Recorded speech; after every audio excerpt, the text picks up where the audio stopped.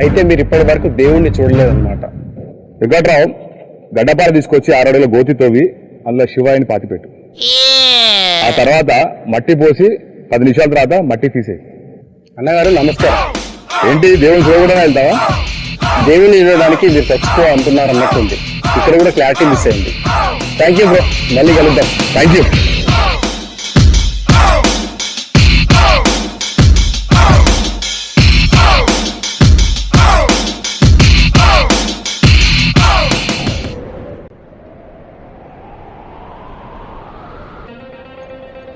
నువ్వు శివయ్య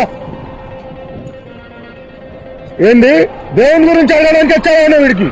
అవును, తెలివి ఉందా లేదా నీకు? దేవుడు ఉన్నాడా లేదా? ఏంది దేవుడు ఉన్నాడు కాబట్టే మనం బతుకున్నాం. బతుకున్నాం. నేను దేవుణ్ణి చూడాలి. దేవునితో నాకు చాలా పని ఉంది. దేవుడితో పని ఏంటి నీకు? మీ అప్పు తీర్చేది ఆయనే. అన్నా, మన 60 లక్షలు పోయినట్టే అన్నా. ఇక మనం వదులుకోవాల్సిందే. ఏం శివయ్య తమాషాలు చేస్తున్నావా? కామెడీ అనిపిస్తుందా?